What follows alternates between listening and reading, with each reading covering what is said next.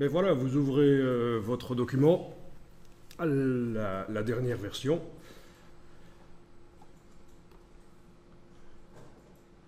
Donc il y a les objets interactifs qui n'apparaissent pas dans ce document puisque j'ai enlevé l'œil en face du calque des objets interactifs. C'est pas plus mal. Et ce qu'on va voir ici, c'est le système du livre. C'est-à-dire comment faire dans InDesign des documents très longs, 500 pages, 1000 pages, voire même plus. Et on va procéder en travaillant par chapitre. Chaque document va être un chapitre du grand livre. Alors première chose ici, on va faire en sorte que la première page du document soit une page de gauche. Donc je double-clique sur le petit triangle et je vais commencer par indiquer ici début de numérotation des pages 1. OK. Donc dans la palette page, double-cliquez sur le petit triangle qui est le début de section et indiquer début de numérotation des pages 1.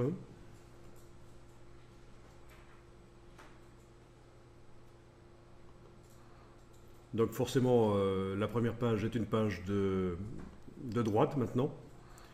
Je vais la jeter, cette page, je la prends, je la mets à la corbeille. Comme ça, nous avons notre première page qui est la couverture.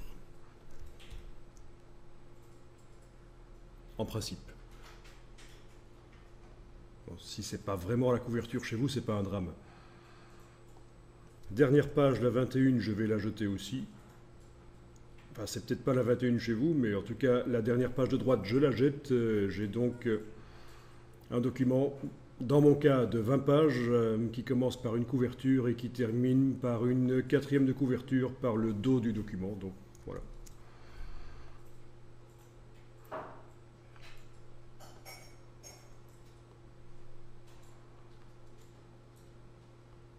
Alors, vous pouvez l'enregistrer. Ça va, pas de problème, vous avez un document qui commence par une page de droite et qui termine par une page de gauche.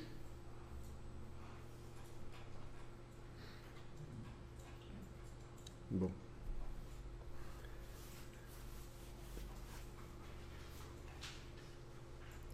Bon, alors on va considérer que tous les chapitres vont avoir cette structure-là.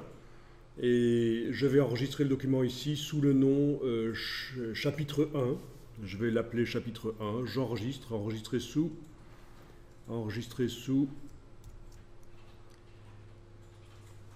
Je vais préciser ici que c'est le chapitre 1. Voilà, je vais le renommer chap 1.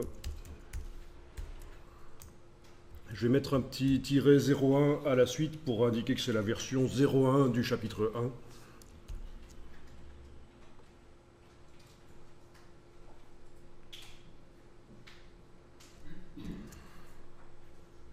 Alors, dans les options de numérotation et de section, il faudrait passer en numérotation automatique des pages. Parce que si je ne fais pas ça, tous les chapitres, quand je vais les mettre ensemble par la suite, ben, chaque chapitre va commencer par le numéro 1. La page 1, c'est pas logique. Il faudrait que la numérotation de chaque chapitre soit dans la continuité du précédent.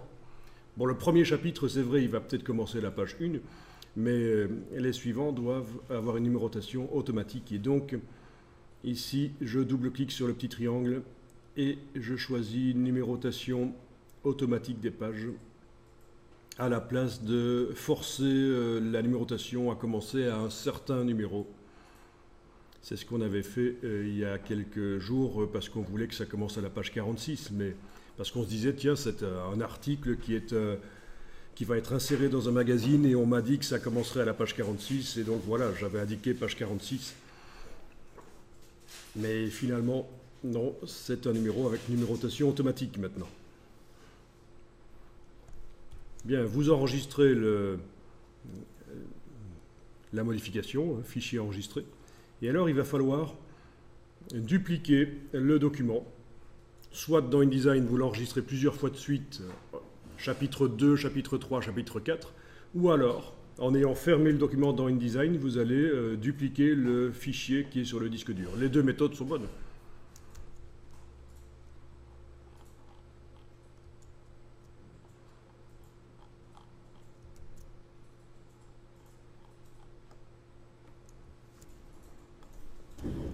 Bon, une fois que c'est dupliqué, il faut renommer. Chap 2-01, chap 3-01, chap 4-01.